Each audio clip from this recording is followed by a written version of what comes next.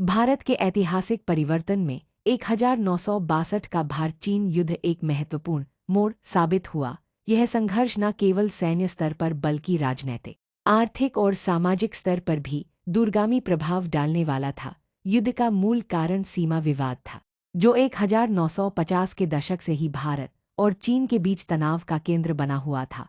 विशेष रूप से अक्साई चिन और अरुणाचल प्रदेश के क्षेत्र को लेकर मतभेद थे। चीन पहले ही अक्साई चिन क्षेत्र में सड़क निर्माण कर चुका था, जबकि भारत इसे अपने अधिकार क्षेत्र का हिस्सा मानता था। इन बढ़ते विवादों के चलते दोनों देशों के बीच कूटनीतिक संबंधों में गिरावट आई और अंततः अक्टूबर 1962 में युद्ध छिड़ गया।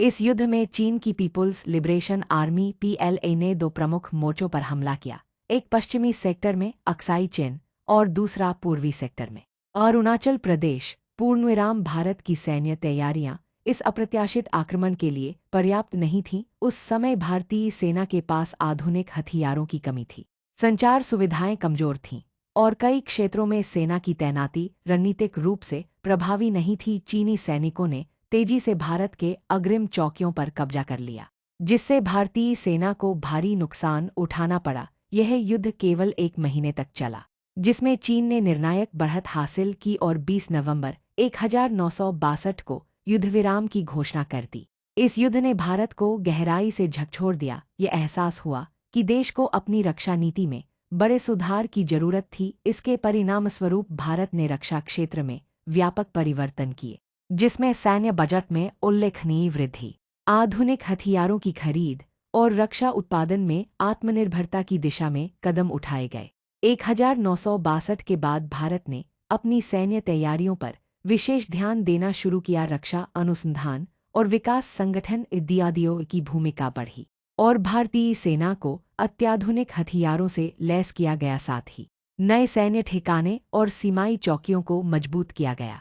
इस युद्ध के बाद भारत को यह समझ आया कि उसे वैश्विक स्तर पर अधिक कूटनीतिक समर्थन की आवश्यकता है। अमेरिका, सोवियत संघ और अन्य देशों के साथ सैन्य सहयोग बढ़ाया गया, जिससे भविष्य में रक्षा प्रौद्योगिकी उन्नयन में मदद मिली। युद्ध के कारण भारत की अर्थव्यवस्था पर भी असर पड़ा। सरकार को रक्षा खर्च बढ़ाना पड़ा, जिससे अन्य विकास योजनाओं पर दबाव पड़ा। हालांकि इस संकट के बाद भारत ने अपनी अर्थव्यवस्था को मजबूत करने की दिशा में ठोस कदम उठाए, जिसमें 1991 के आर्थिक सुधारों तक की यात्रा शामिल थी।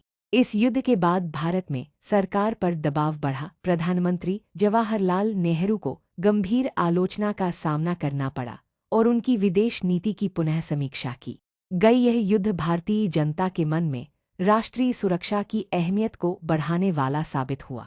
भारत ने इस युद्ध से मिली सीख को अपने भविष्य की रक्षा रणनीतियों में लागू किया। 1965 और 1971 के भारत-पाकिस्तान युद्धों में भारतीय सेना पहले की तुलना में अधिक तैयार और सशक्त थी। इसके अतिरिक्त 1998 में भारत के परमाणु परीक्षणों तक राष्ट्रीय सुरक्षा को प्राथमिकता दी गई। भारत ने भी अपनी सीमाओं को मजबूत करने के लिए रणनीतिक परियोजनाओं को लागू किया, जिससे भविष्य में ऐसे संकटों से बेहतर तरीके से निपटा जा सके।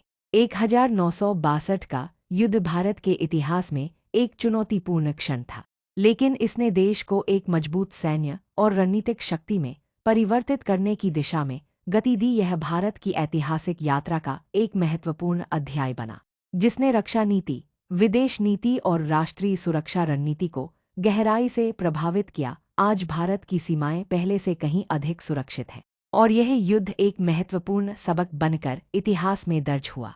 कृपया NBO मनी फाइनेंस को सब्सक्राइब करें और हमें आगे बढ़ने का मोटिवेशन दें। आपका धन्यवाद।